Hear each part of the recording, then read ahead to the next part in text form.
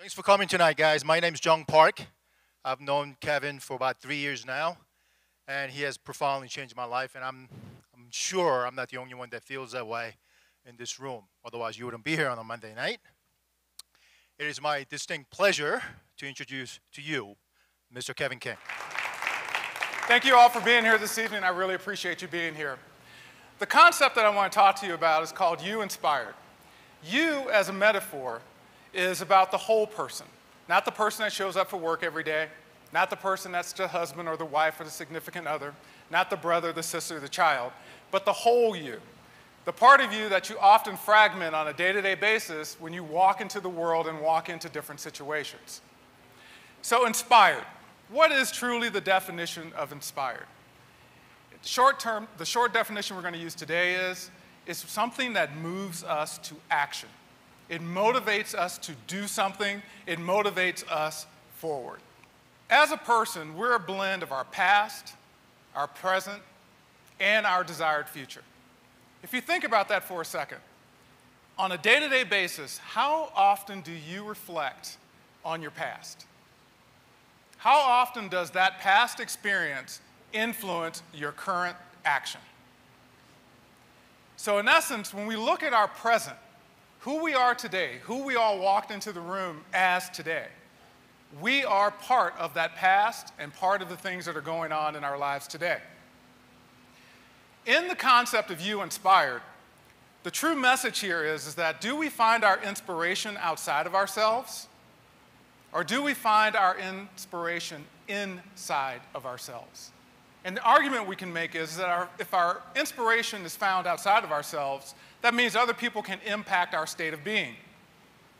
In other words, we are dependent on others in order to be motivated and inspired. We hear about this every day in a concept called employee engagement at work. Generally speaking, Gallup came up with a survey called the Q12. And in that Q12, it assesses the level of engagement of employees at work. And one of those major influences on whether or not a person is engaged or not is their relationship with their boss. So in essence, what they're saying is that if you show up every day at work and you don't have a great relationship with your boss, then it affects your level of motivation or, in fact, your level of inspiration. That relationship becomes important. What I'd like to do is emphasize this past concept a little bit more by sharing with you a little bit about my past. Most of you may not know this. Here's the philosophy. We're born into our circumstances, but we create our conditions. Circumstances include these things. We don't get to pick our family. We don't get to pick our parents. We don't get to pick our brothers and sisters, our geography, our socioeconomics, our gender, our ethnicity, or any of those other factors. So in other words, we're born into a world where the canvas is sort of filled in for us from the beginning, a certain portion of it.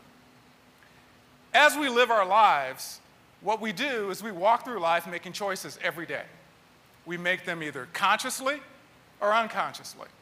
But it doesn't change the fact that those choices create conditions that either move us forward and motivate us forward, or conditions that we have to sort of get the shovel out and sort of dig ourselves out of the things that we've created. I preface this from the standpoint of I grew up in a very poor place. My grandmother, my mom, just about anyone in my family always had some kind of subsistence going on. So I was a welfare kid. We had food stamps. We had, the first and third of the month checks coming in, all those kinds of things. But here I am talking to you today. And the reason why I'm inspired today is because those experiences taught me how to be resilient. My mom, every now and then, with one of my stepfathers, they decide they want to get high in the middle of the night. This is back when it used to get cold in Texas at night. Port Arthur's on the Gulf Coast. And so I remember very vividly one night when my mom and my stepfather are driving over to this place, and the guy who used to sell the drugs, his name was Doc. And he ran a local pharmacy. He ended up in jail years later. But I remember freezing in the back seat of this car, while my mom and my stepfather went in to get codeine. This is back when you'd get codeine, full-strength codeine, and it was the drug of choice to get high. So 2 drugs that my mom really enjoyed were codeine and marijuana.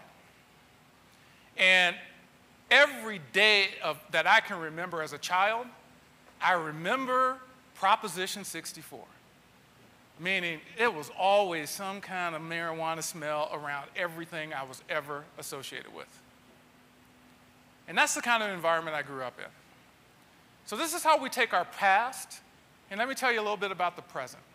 Don't do drugs, never have done drugs at all.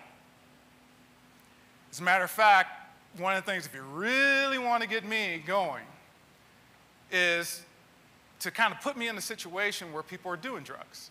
I don't have anything against people doing drugs, especially if it's legal, whatever the case may be. But my point here is that past experience influenced me. The science calls kids that grow up in bad situations that turn out okay, they call them invulnerables. The research today talks about it as being resilient. And the explanation that they have is that there's an internal power that these kids have that allows them to take whatever negative experience that they have going on in their world and they frame it in a positive way. Along the way in my career, I've had an opportunity to travel the world. And I take that experience of growing up in this little small town with all of these different dynamics in my world, and I kind of look at it and go, it kind of can't get any worse than that. What possible risk could I be taking by venturing off into other things based on what I've experienced? My first opportunity to travel outside of the United States, I was working for a French-owned company called Capgemini, and I got to go to Paris. I was going to International Program Management School in a little town outside of Paris called Béhoust, France. And literally, at this learning compound that Capgemini ran, they had armed guards. So in preparation for this trip, I had taken a little bit of French in high school, couldn't really speak a lot of French, started reading some books, started trying to brush up on my French. And then I stepped back and I remembered something that my grandmother told me. She said, baby, if you treat people good, they're going to treat you good back. And so I went over to France and I had this experience, and it was first time, as I said, first time out of the country. And I realized that, you know what? People are sort of just people all over the world.